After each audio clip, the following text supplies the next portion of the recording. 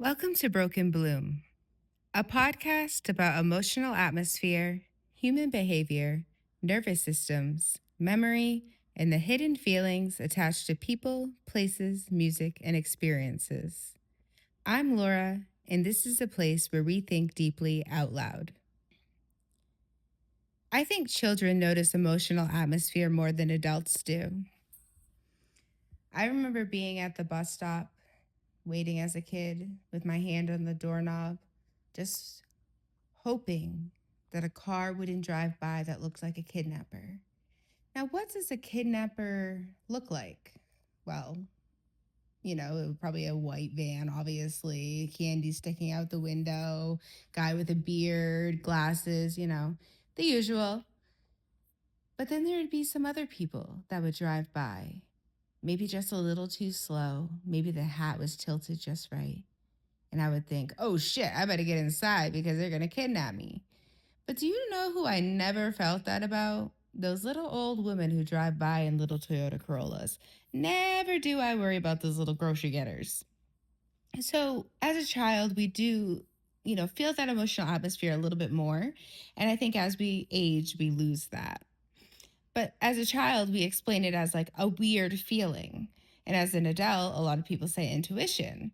But whatever it is, we're picking up patterns that we remember in our memories. I noticed the feeling around people before I understood people when I was a kid. So my mom would take me to weddings and she would point people out because I didn't know anybody there. These were long distance family. She knew them, she knew of them, she knew stories about them, let's say.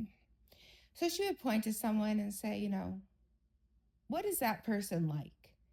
I don't know these people. So I'm looking at them, I'm paying attention to, facial features, um, facial expressions, the tone of their voice, how loud they spoke, um, how they wore their hair, what clothes they were wearing, how they moved their body, who they were sitting next to.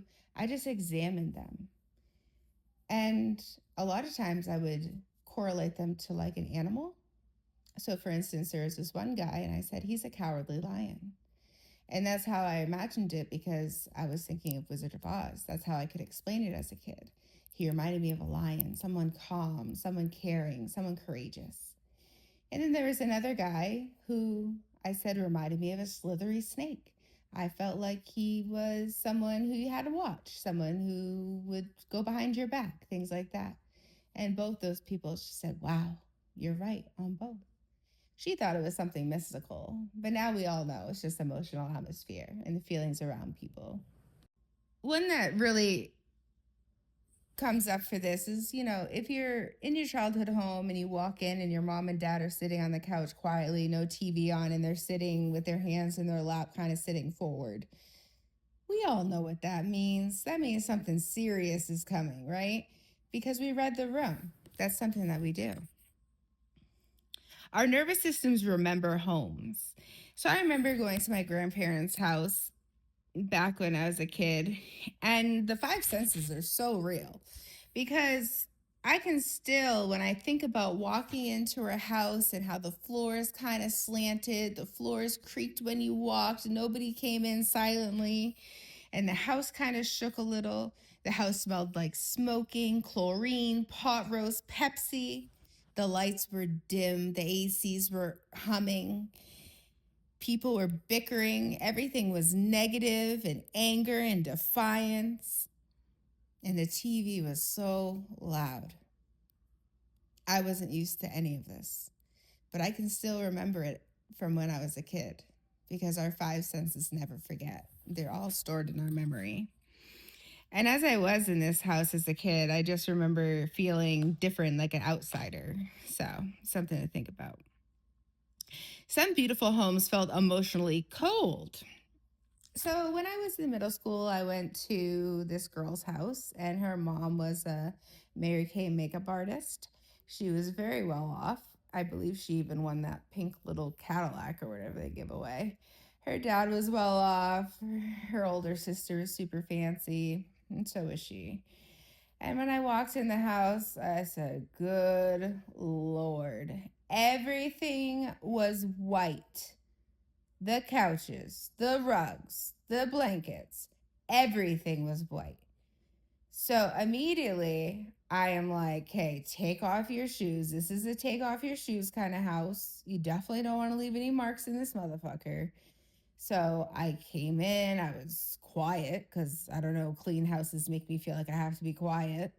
And it was just so uncomfortable. I miss being in a messy house at that point. I think that's something that I always have taken with me is a little bit of a messy house is so good for me when I go to someone's house. Like I love when they're like, keep your shoes on, don't worry about it. I'm like, fuck yeah. Like we ain't gonna worry about it then. Like I'm excited. Like because at my house you keep your shoes on too. Like we're just chilling. Like we don't sit on the floor. You know, we don't have babies crawling around. Like wear your shoes in the house. I got dogs, I got kids, I got dirt. Like, come on. So automatic relief when I'm told I can keep my shoes on. But a lot of those houses that are, super neat and perfect, it's all fake happiness. Nobody really loves each other in that house. And you can feel the tension between adults. And, you know, then you have those peaceful homes where everybody gets along. Humans attach emotions to objects. And we're going to add music into this too. So when I was younger. I think I was about 13, I would say. It was 2005. My grandmother passed away. And when my mom told me, the first song I heard after her passing was Live Like You're Dying by Tim McGraw. So now every time I hear that song, I can picture myself sitting in my car listening to Live Like You Were Dying by Tim McGraw. And I could feel her singing it to me. Her energy just swarms it. Oh, the emotional attachment to that song is so strong. And so even a song can bring you back to a memory. And I have journals from when I was in the hospital. I really wrote every single day. And those journals mean so much to me because it was written in a time that I was most vulnerable. And now I like to look back at those things and I couldn't imagine losing those. I'd feel like I lost a part of me. And, another thing that people hold attachment to is, for instance, like baby teeth, umbilical cords, first haircuts, all those things that their kids do for the first time is really near and dear to their heart. And so they save them. That's why house fires are so devastating, is because we do hold emotions within objects. People recreate actually the familiar emotional atmospheres that they grew up with as a child. I dated two men who were foster children. And when they both came to my house at separate times, obviously, they told me my house was peaceful. One said it was peaceful, and the other one said it was too peaceful. So one was open to the idea of not living in a chaotic group home, and the other was like, I'd rather live downtown where everybody's drinking and smoking and partying because this is just uncomfortable. It's too quiet. So it's really interesting to see that we almost want to match our childhood of those behaviors, or sometimes we want to be completely opposite. So, for instance, one of the guys, he was open to that peaceful environment, and the other one was just like, no, bring me back to the chaos. And so we do that in relationships and dating, and it's really interesting. So, home shaped nervous systems. For instance, when I was a kid, my mom would go on cleaning rampages, and I would have just got home from school. I'm tired, did my homework, probably just folded massive amounts of laundry on the couch while watching Saved by the Bell. And she would just be up cleaning. My nervous system, bro, when my mom got up and started cleaning, it felt like I had to get up and start cleaning too. And I don't know why. It's still to this day, like my mom's staying with me right now. And when she cleans, I feel like I should be up doing something too. That's just my thing. And then my father, whenever he fixed something, oh boy, he would get so angry. And so, still to this day, when he's fixing something, I steer real clear. I get worked up still a little bit and shake my leg.